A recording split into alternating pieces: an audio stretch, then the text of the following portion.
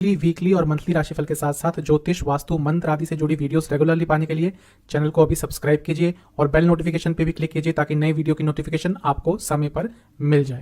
ओम गणेशाय नमः। ओम नमः शिवाय।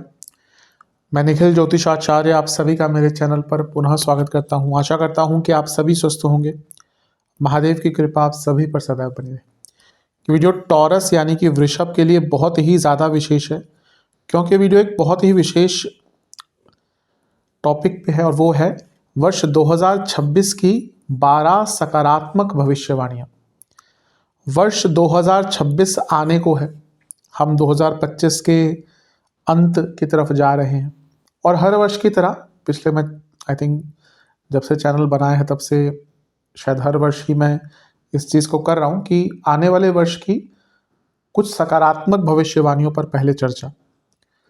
ऑब्वियसली ये वार्षिक राशिफल नहीं है। जब मैं वार्षिक राशिफल बनाऊंगा तो उसमें अच्छा बुरा सब कुछ सम्मिलित करूंगा, लेकिन हम जब भी किसी चीज़ की शुरुआत करते हैं इस चेष्टा से करते हैं कि सकारात्मकता है, तो अवश्य पहले सकारात्मक पहलुओं पर नज़र डालनी चाहिए ताकि एक सकारात्मकता का अनुभव हो। हाँ, मैं हमेशा ये चीज़ को बोलता आया हूँ कि एक बैलेंस होना चाहिए प्रेडिक्शंस में, कि जहाँ पे अच्छा बुरा दोनों ही होता है। इसलिए वार्षिक राशिफल में उस प्रकार से ही हर चीज़ पर बैलेंस वे में एक ओवरव्यू होगा, लेकिन यहाँ पर केवल हम वर्ष 2025 की सकारात्मक भविष्यवाणियों की 12 सकारात्मक भविष्यवाणियों की चर्चा करेंगे जो आपके जीवन को इन अ पॉजिटिव मैनर टच करेंगी, प्रभाव डालेंगी। और यकीन मानिए 2026 में बहुत कुछ हो रहा है। देवगुरु बृहस्पति उच्च के होंगे। वर्ष के शुरुआती भाग में पहले वो मार्गी हो जाएंगे देवगुरु बृहस्पति। शुक्र का प्रभाव कई बार इस वर्ष बहुत महत्वपूर्ण होगा। उच्च के शुक्र शनि के साथ युति बनाएंगे। शुक्र क्यों कह रहा हूँ, क्योंकि आपके लग्नेश हैं। और भी कई ग्रहों की युतियां होंगी। नीच भंग बनेगा एक बहुत श्रेष्ठ इस साल गुरु और मंगल के बीच में। और साल के अंत तक आते आते गुरु एक बार फिर से राशि बदलेंगे 2025 की तरह, और साल के एकदम अंत में दिसंबर में राहु और केतु का गोचर भी हो जाएगा। तो बहुत कुछ बदलेगा और पॉजिटिव चीज़ों की हम एक विवेचना करेंगे। लग्न राशि या चंद्र राशि वृषभ है, दोनों ही देख सकते हैं, अलग अलग नहीं बन सकते राशिफल। जहाँ से सूट ज़्यादा करता है वहाँ से देखिए। तो शुरुआत करते हैं इस अत्यंत महत्वपूर्ण राशिफल का। 12 भविष्यवाणियों की शुरुआत करेंगे पहली सकारात्मक भविष्यवाणी से। शुरुआत करते हैं पहली भविष्यवाणी के साथ, और वो पहली ही जनवरी को होगा। क्या वर्ष की शुरुआत में ही हम देखेंगे नया साल नया रास्ता। कैसे? आपके अष्टम भाव में 4 ग्रहों की युति होगी वर्ष की शुरुआत में। ठीक है, इसके नेगेटिव मायने भी होते हैं, लेकिन जैसा मैंने कहा यहाँ पे हम केवल पॉजिटिव चीज से शुरू करेंगे। अष्टम भाव बदलाव का भाव होता है, अष्टम भाव ट्रांसफॉर्मेशन का भाव होता है। लेकिन मैं इस चीज को कई बार बता चुका हूँ, ये एकमात्र वो भाव है जब हमें कहीं और से कोई रास्ता नहीं मिलता, सारे दरवाजे सारे कपाट बंद हो जाते हैं ना जीवन के, तो केवल अष्टम भाव वो भाव है जो हमें कुछ नए रास्ते दिखा सकता है। तो जीवन में नए रास्ते, बदलाव, ट्रांसफॉर्मेशन, और यकीन मानिए उनके लिए बहुत सुनहरा मौका होगा। जो हार मान चुके थे जीवन में, कुछ नहीं दिख रहा था, सब कुछ धुंधला था, जीवन की जो ज्योत होती है, जीवन की जो ज्योति होती है वो अंधकारमय हो गई थी, तो उन लोगों को यहाँ पे बहुत कुछ प्राप्त होगा। तो वर्ष का शुरुआती भाग ही, पहला दिन ही कहीं ना कहीं जीवन में बड़े बदलाव, पॉजिटिव ट्रांसफॉर्मेशन के साथ आपका स्टार्ट होने वाला है। चलते हैं दूसरी सकारात्मक भविष्यवाणी की तरफ, जो कि है भाग्य पलटेंगे मंगल। कब पलटेंगे? 16 जनवरी को। क्या हो रहा है 16 जनवरी को? मंगल का राशि परिवर्तन, और वो उच्च के हो जाएंगे। कहाँ हो जाएंगे? भाग्य स्थान में। और किसके साथ बैठेंगे? शुक्र, जो क्या है लग्नेश है। तो पहला तो 2 केंद्रों के स्वामी त्रिकोण में बैठ रहे हैं। दूसरा, भाग्य स्थान में एक उच्च का ग्रह जो भाग्यवर्धक होने वाला होता है, और यहाँ पे एक और केंद्र का स्वामी है जो सूर्य है। चौथे घर के स्वामी त्रिकोण स्थान में सूर्य मंगल के साथ, प्रॉपर्टी के लिए अच्छा। नवम भाव में लग्नेश सप्तमेश, यानी कि ट्रांसफर्स विद प्रमोशन, और नवम भाव में इतने सारे ग्रह और उच्च का मंगल, यानी कि भाग्य एकदम बदलेगा और आपका साथ देने वाला है। ये वो तारीख है जब आपके कई अटके हुए कार्य बनना शुरू हो जाएंगे। स्टूडेंट्स के लिए बहुत शुभ रहेगा।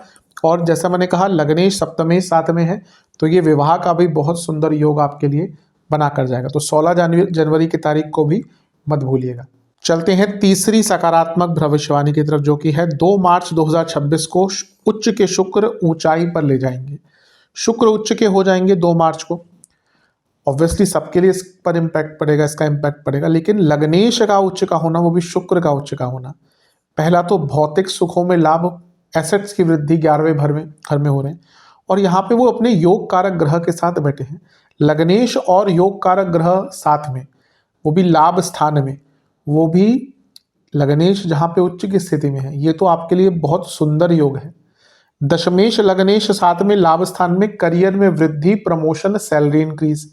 लग्नेश कर्मेश लाभ स्थान में, कार्यों में पूर्णता। लग्नेश भाग्येश साथ में, जिसमें से एक लग्नेश एक योग कारक भी है। ये तो कहीं ना कहीं इस पूरे जो शुरुआती 3-4 महीने का कालखंड है, उसमें सबसे एक इम्पॉर्टेंट जो डेट है आपके लिए वो यही होगी, जहाँ पे आपके लग्नेश आपके योग कारक के साथ लाभ स्थान में है। मैंने कहा एसेट्स के लिए बहुत अच्छा है, स्टूडेंट्स के लिए बहुत अच्छा है, पंचम को दोनों देखेंगे, संतान प्राप्ति के योग बन जाते हैं इससे। और अब सबसे इंपॉर्टेंट बात है, ये इच्छा प्राप्ति का योग है, इच्छा पूर्ति का योग है। आपकी इच्छा प्राप्त होगी, इच्छा पूरी होगी। और क्योंकि लग्नेश शुक्र वो अपने से पंचम में बैठे हैं और योग कारक शनि के साथ बैठे हैं, ये कुछ लोगों के लिए, क्योंकि सप्तम से त्रिकोण में है, विवाह का भी सुंदर योग बनाएगा। स्पेशली उनका जिनका कुछ ना कुछ बस काम अटके ही जा रहा था, हो ही नहीं पाता, उनके लिए विवाह का भी सुंदर योग ये अवश्य बनेगा। अब बात करते हैं चौथी भविष्यवाणी की, पिता और पुत्र का संगम। कौन पिता कौन पुत्र? पिता सूर्य, पुत्र शनि साथ में आएंगे, साल में एक बार साथ में आते हैं दोनों पिता पुत्र। हाँ, इनका कुछ थोड़ा नेगेटिव इम्पैक्ट भी होता है, लेकिन पॉजिटिव भी होता है। सबसे पहले सूर्य शनि पावर के ग्रह हैं। जब हम पावर एट लार्ज स्केल बोलते हैं ना, तो वहाँ पे शनि सूर्य को देखते ही हैं। पॉलिटिशियंस की कुंडली में कहीं ना कहीं शनि सूर्य की इंपॉर्टेंस बहुत होती है। तो यहाँ पे जब वो 11वें घर में साथ में आ रहे हैं और उच्च के शुक्र, ये पद प्राप्ति का, पद उन्नति का, नेम फेम का योग है। अगर आप बड़े स्तर पर कुछ करना चाहते हैं, पॉलिटिक्स हो, किसी और चीज में हो, नाम बनाना है, फेम प्राप्त करना है, सोशल मीडिया है, बहुत अच्छा टाइम है। यहाँ से शुरुआत होगी। जो शुरुआत कर चुके हैं, आगे बढ़ चुके हैं, उनको आगे बढ़ने के मौके मिलेंगे। और चौथे घर के स्वामी लाभ स्थान में आए हैं सूर्य, लग्नेश के साथ, जो कि उच्च के हैं और योग कारक। ये एसेट्स के लिए बहुत अच्छा है। यहाँ पे आपको एसेट्स की वृद्धि का योग मिलेगा। और सूर्य की ऊर्जा जब यहाँ पे आ गई तो प्रमोशन के योग खुद अपने आप दोबारा बन गए। और सबसे बड़ी बात है कि आपकी इच्छाओं को पूरा करने वाला फिर से योग बनेगा। यानी कि मार्च में तो 2 बहुत अच्छी चीजें आपके लिए हो रही है। पहले शुक्र का उच्च का होना, फिर ये पिता पुत्र संगम भी बहुत अच्छा है। एक प्रकार से अपने जीवन के स्तर को बढ़ाने में मार्च का महीना आपके लिए बहुत डिसाइसिव रोल प्ले करेगा। चलते हैं 5वीं भविष्यवाणी की तरफ, जो कि होगी 2 अप्रैल 2026 को। नए अवसर आएंगे, शनि मंगल जब साथ साथ नजर आएंगे।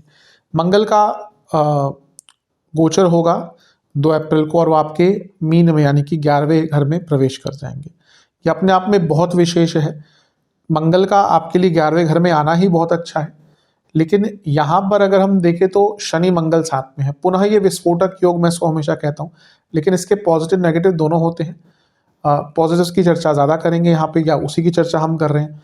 तो ये बहुत ऊर्जात्मक योग है। अच्छा, शनि आपके लग्नेश है, शनि आपके योग कारक ग्रह है और मंगल सप्तमेश है। पहला तो ये बिजनेस के लिए बहुत अच्छा है। बहुत टाइम से बिजनेस स्टार्ट करना चाह रहे थे, नहीं कर पा रहे थे, उपयुक्त समय है। बिजनेस में कुछ प्रॉब्लम्स आ रही थी, सॉल्व करनी है, उपयुक्त समय है। बिजनेस के स्तर को बढ़ाना है, उपयुक्त समय है। और पुनः योग कारक और सप्तमेश का लाभ स्थान में बैठना सुंदर प्रमोशन के योग बना रहे हैं। तो मार्च अप्रैल तो आपके लिए बहुत अच्छा दिख रहा है, जहाँ पे प्रमोशन के योग 2-3 बार बन रहे हैं और यहाँ पे भी वो दिख रहा है। और पुनः मंगल प्रॉपर्टी के कारक, लाभ स्थान में उनका आना, योग कारक शनि के साथ बैठना, और चौथे घर जो प्रॉपर्टी का भाव है उसके स्वामी के साथ बैठना। ये प्रॉपर्टी से लाभ, व्हीकल का लाभ, व्हीकल खरीदने का योग, कोई प्रॉपर्टी रेंट आउट करने का योग, और कोई प्रॉपर्टी का पुराना मसला भी यहाँ पर आपका सॉल्व हो सकता है। और सबसे बड़ी बात है, जब 11वां भाव इतना ऊर्जात्मक है कि सूर्य शनि पिता पुत्र साथ में है और मंगल की ऊर्जा आ गई। मंगल को तो ऊर्जात्मक कहा ही जाता है, विद्युत कांति समप्रभम।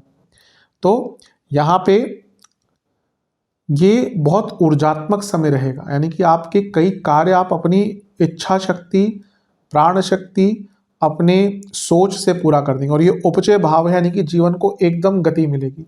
वो आपके ऊपर है, आप उस गति को कितना पकड़ पाते हैं, लेकिन समय जो है आपके लिए बहुत श्रेष्ठ दिख रहा है। चलते हैं छठी भविष्यवाणी की तरफ, जो कि है शुक्र बनेंगे महाबली। शुक्र लग्न में आएंगे 19 अप्रैल 2026 को। लग्न में शुक्र का आना साल में एक बार ही होता है, वो भी अपने ही लग्न में आना, यानी कि अपनी ही राशि में आना बहुत बली बन जाता है ग्रह।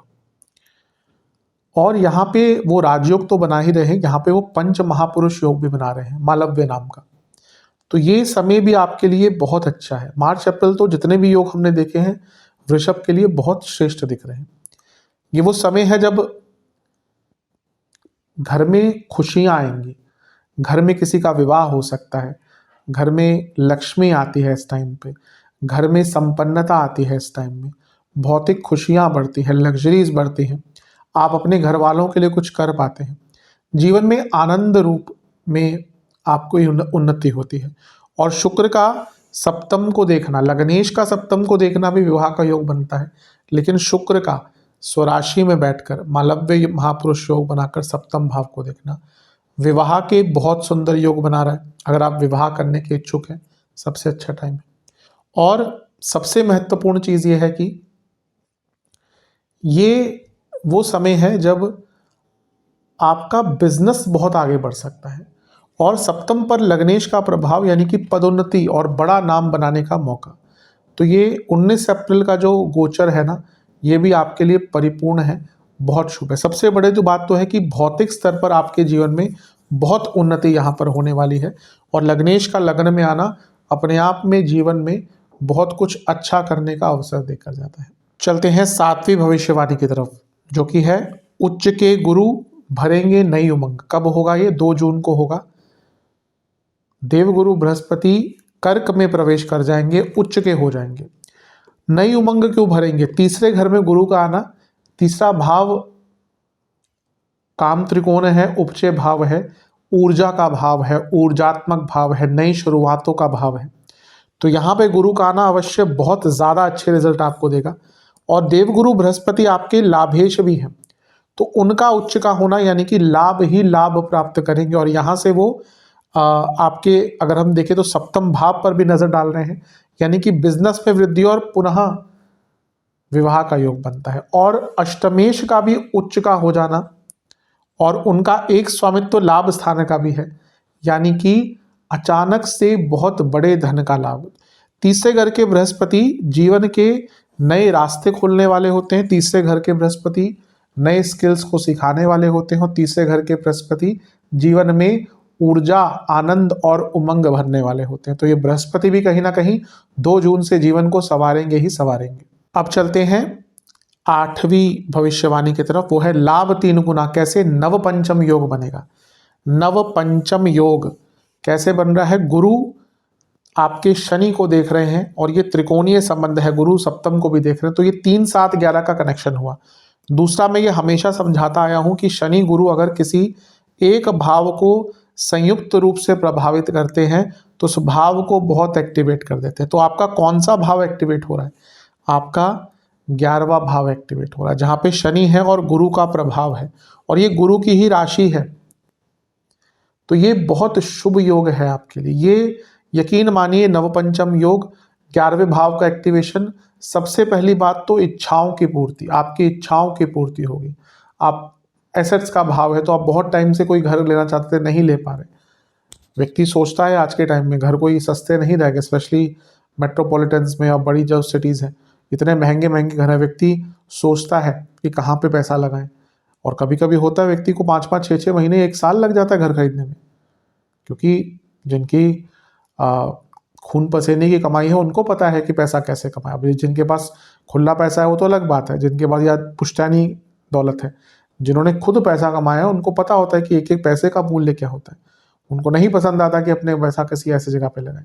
या फिर अदरवाइज भी होता है कि आप कोई प्रॉपर्टी ढूंढ रहे थे, नहीं मिल रही थी, ये वो टाइम है जब आपको मनचाही प्रॉपर्टी मिलेगी, इच्छाओं की प्राप्ति होगी। जीवन में रफ्तार बहुत होने वाली है। अभी हमने गुरु की बात करी तो 3 और 11 जो दोनों इच्छाओं का और काम त्रिकोण और उपचय भाव है, यानी कि इच्छाएं भी पूरी होंगी, आपकी जो डिजायर्स हैं हर प्रकार से फुलफिल्ड हो पाएंगे और गति बहुत प्रदान होने वाली है। वृषभ के लिए तो ये पूरा वर्ष स्पेशली मार्च से लेकर जब से स्थिति अच्छी हो रही थी ग्रहों की, अब तक दिख रहा है कि ये बहुत गतिमान वर्ष रहेगा और ये बृहस्पति का गोचर तो और भी अच्छा है। इनकम की अपॉर्चुनिटीज बढ़ेंगी, करियर हो बिजनेस हो दोनों में वृद्धि होगी और मल्टीपल सोर्सेस ऑफ इनकम बनाने का मौका प्राप्त होगा। अब चलते हैं आपकी नवी भविष्यवाणी की तरफ, जो कि है 8 जून को 2 गुरु एक साथ। कौन 2 गुरु? एक देव गुरु, एक दैत्य गुरु। इन दोनों की युति भी साल में एक बार होती है, गुरु शुक्र की युति। अब इसमें पहला तो शुक्र आपके लग्नेश हैं, इसलिए महत्वपूर्ण बन जाते हैं। गुरु आपके लाभेश हैं, इसलिए महत्वपूर्ण बन जाते हैं। और दोनों की युति तीसरे घर में और उच्च के गुरु। पहला तो लाभ बेशुमार, ये वो टाइम है जब बहुत बड़ा लाभ आपको प्राप्त होगा, छोटा मोटा नहीं, बहुत बड़ा। छठे घर के स्वामी शुक्र है, यानी कि फंसा हुआ पैसा आएगा। अष्टम के स्वामी बृहस्पति एंसेस्ट्रल प्रॉपर्टी से लाभ दिखाता है। और चौथे से 12वें में बैठना, यानी कि प्रॉपर्टी बेचकर बहुत लाभ होगा। अब लोग प्रॉपर्टी में इन्वेस्ट करते हैं तो कभी ना कभी तो बेचते ही है ना, या बेचने के लिए ही लेते हैं, कहीं भाई इन्वेस्टमेंट की बात करो, भाई लेके छोड़ दी कहीं पे।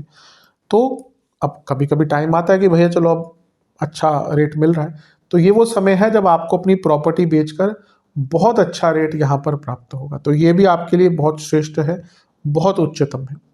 इसके साथ ही तीसरे घर में गुरु शुक्र का आना, यानी कि इच्छाओं की पूर्ति फिर से, क्योंकि ये काम त्रिकोण है, 2 गुरु यहाँ पर बैठे हैं, जिसमें से एक लग्नेश है, एक लाभेश, यानी कि इच्छाओं की पूर्ति। भाई बहनों से संबंध बिगड़ गए तो उनको ठीक करने का मौका। और यहाँ से दोनों का नवम भाव पर प्रभाव, भाग्य तो इतना साथ देगा कि कुछ भी करे सही ही होगा।